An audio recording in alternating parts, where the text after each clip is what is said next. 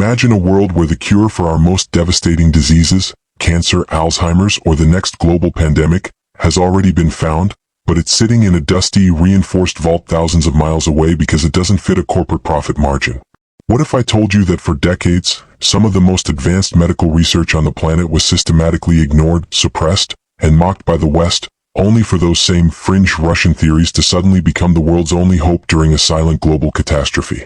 Today, we are pulling back the Iron Curtain on a medical conspiracy that spans generations, involving shadowy Soviet labs, billions of dollars in lost big pharma revenue, and a breakthrough so powerful it was branded as impossible until it started saving millions of lives in front of our very eyes. Before we dive into this incredible journey of science and survival, I want to know, where are you watching from? Drop your city and country in the comments below. We want to see how far this story reaches. Now, take a deep breath and stay with me because the history of medicine you were taught in school is about to be rewritten, and the truth is far more dangerous than the disease itself. The story begins in the 1970s, deep within the Siberian permafrost at the Vector Institute, a facility so secret it didn't appear on any official maps. Here, a brilliant but reclusive virologist named Dr. Anatoly Volkov was obsessing over a concept that Western medicine considered literal science fiction: the universal bioregulator.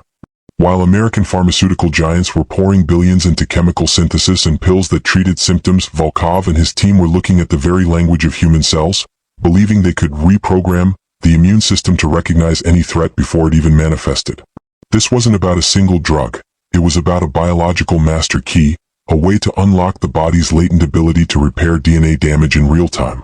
For years, Volkov's work was funded by a desperate Soviet government looking for an edge.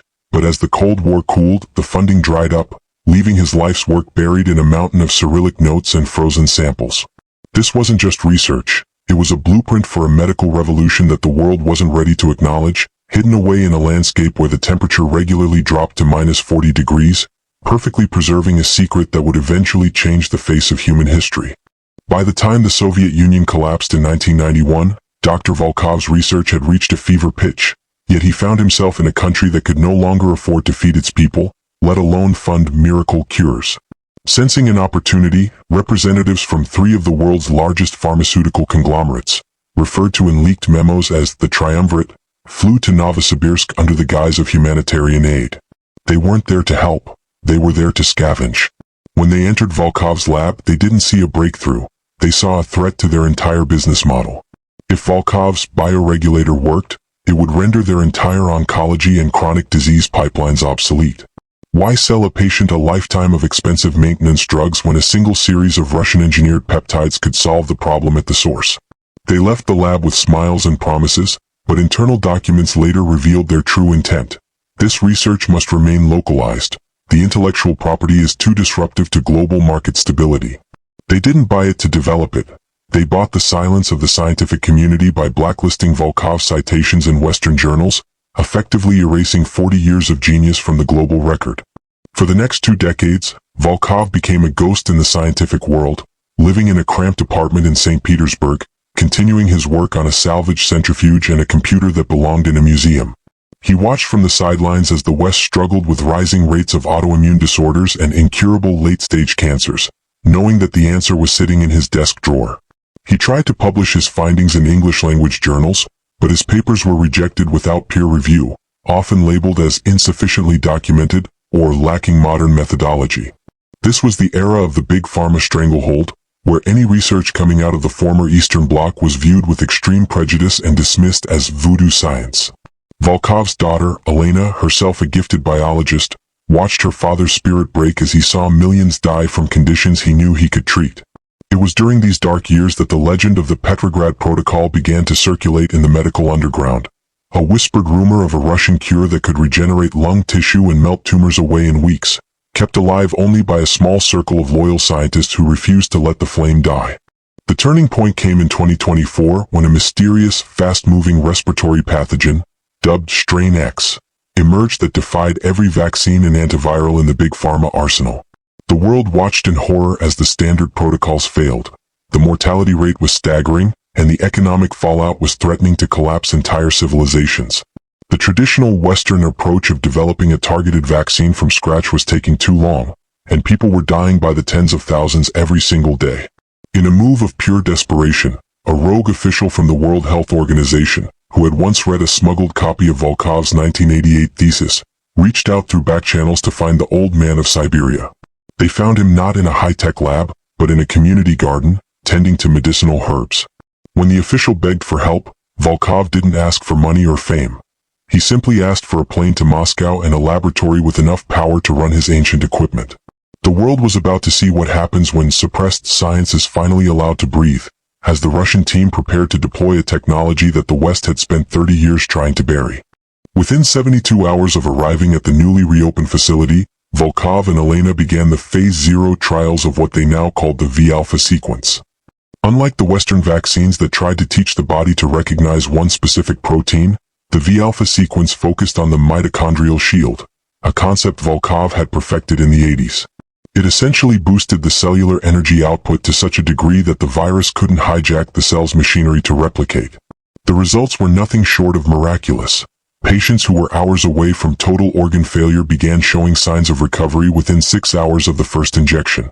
The data was undeniable, but even as the Russian miracles started making headlines, Big Pharma's legal teams were already filing injunctions, claiming the technology was untested and dangerous. They were more afraid of the cure than the plague because the cure proved that their entire approach to medicine for the last half-century had been fundamentally flawed, and far more expensive than it needed to be. The tension escalated into a full-blown medical Cold War as the Russian government, seeing the effectiveness of the treatment, bypassed international patent laws and began mass-producing the V-alpha sequence for global distribution. They offered it for free to any nation willing to send cargo planes to collect it. This was a direct strike at the heart of the global pharmaceutical industry, which had projected trillions in revenue from their own upcoming yet-to-be-finished treatments. In the United States and Europe, a massive propaganda campaign was launched, with news anchors warning citizens not to take the unregulated Siberian serum. However, the people weren't listening. They were watching viral videos of dying patients in Brazil, India, and even Italy walking out of hospitals after being treated with the Volkov method. The breakthrough cure was no longer a secret. It was a movement. Millions of people began demanding access to the Russian research, forcing Western governments to choose between protecting their corporate donors or saving their populations from total annihilation. As the Petrograd Protocol spread, the truth about the decades of suppression began to leak out through whistleblowers within the pharmaceutical giants. Document drops showed that as early as 2005, one major company had successfully replicated Volkov's results in a secret lab in Switzerland but had ordered the samples destroyed because the production cost was too low to sustain a profitable margin. The public outrage was unlike anything the world had ever seen. The realization that millions of people had died over the last 30 years from cancer and degenerative diseases, simply because the cure wasn't profitable, sparked riots and massive legal overhauls. Dr. Volkov, now in his late 80s, became an overnight global icon, the scientific saint who had been cast out by the high priests of commerce. He remained humble, insisting that the knowledge had always belonged to humanity and that he was merely a librarian of the body's natural wisdom. The medical establishment was being dismantled brick by brick, replaced by a new paradigm that valued biogenic sovereignty over corporate intellectual property. The final act of this medical drama took place in the halls of the United Nations, where Dr. Volkov was invited to speak before the General Assembly. Looking out at the world leaders, many of whom had authorized the suppression of his work, he didn't offer a rebuke. Instead, he presented his final gift, the Omicron Blueprint, a set of open-source instructions for creating bioregulatory treatments for nearly every known viral family. He had realized that the only way to prevent future suppression was to make the information impossible to own. This move effectively ended the era of Big Pharma as we knew it, transitioning the world into an age of decentralized, localized medicine where communities could produce their own cures. The Russian breakthrough didn't just save millions from strain X, it saved the future of humanity from the greed of the few. As the script of history was being rewritten, the world finally looked east, not with suspicion, but with a profound, overdue gratitude for the science that was once ignored but never truly lost. In the aftermath of the global recovery, the landscape of healthcare was unrecognizable from the profit-driven machine of the early 21st century. The massive glass skyscrapers that once housed pharmaceutical marketing departments were converted into community wellness hubs and research centers dedicated to Volkov's principles of natural enhancement. The Petrograd Protocol became the gold standard for medical education, taught in every university from Harvard to Oxford, as professors who had once mocked the research now scrambled to claim they had always been closet supporters. Anatoly Volkov took over her father's legacy, establishing the Global Commons of Life Science, an organization where researchers from around the world shared data in real time without the fear of lawsuits or corporate espionage. The millions who were saved by the V-alpha sequence became a living testament to the fact that truth, no matter how deeply it is buried under layers of bureaucracy and greed, has a way of rising to the surface when the world needs it most. Scientists now look back at the dark age of medicine, the period between 1945 and 2025, as a time when humanity nearly lost its way by prioritizing the patent over the patient. The story of Dr. Volkov serves as a haunting reminder of the cost of arrogance. We often think of progress as a straight line moving forward, but this journey shows that sometimes the most advanced solutions are the ones we left behind in our rush toward innovation. The Russian medical research that was once deemed obsolete and unscientific turned out to be the bridge to our species' survival. Today, as we stand on the threshold of a new era where the average human lifespan is expected to reach 120 thanks to these bioregulators, we must never forget the labs in the Siberian snow. We must never forget the man who kept a flickering light alive when the rest of the world tried to blow it out. The cure didn't just save our bodies, it saved our integrity as a civilization, proving that in the end, life will always find a way to overcome the systems that try to contain it. But the story doesn't end with a simple happily ever after, because the powers that be did not go quietly into the night. Even as the Volkov method became the standard, certain shadowy remnants of the old pharmaceutical order retreated into the dark web of medicine, attempting to create premium versions of the open-source cures, essentially trying to reprivatize health through the back door. This led to the rise of the Medical Guardians, a global network of independent scientists and hackers who dedicated their lives to ensuring the Omicron blueprint remained free and accessible to all. It became a digital and biological chess match, played out in the code of our DNA and the servers of the world. This ongoing struggle reminds us that the price of health, much like the price of liberty, is eternal vigilance. The breakthrough was a victory, but the war for the ownership of the human body is a conflict that defines our current age, requiring us to be as brave as Dr. Volkov was when he chose to keep working in the face of total isolation. Reflecting on the sheer scale of the lives saved, estimated at over 400 million in the first 5 years alone, it is impossible not to feel a sense of profound what if. What if the triumvirate had embraced Volkov's work in 1991 instead of burying it? How many grandmothers would still be here? How many children would have grown up without the shadow of illness? These are the questions that keep the current generation of researchers awake at night. The Great Reconciliation of 2026, where the archives of the suppressed labs were finally fully digitized, revealed that we were also on the verge of curing several forms of paralysis and blindness as far back as the late 90s. The tragedy of the story is the lost time, but the triumph is the reclamation of our future. We have learned that the most dangerous virus isn't a biological agent, but the ideology that some lives are only worth saving if they are profitable.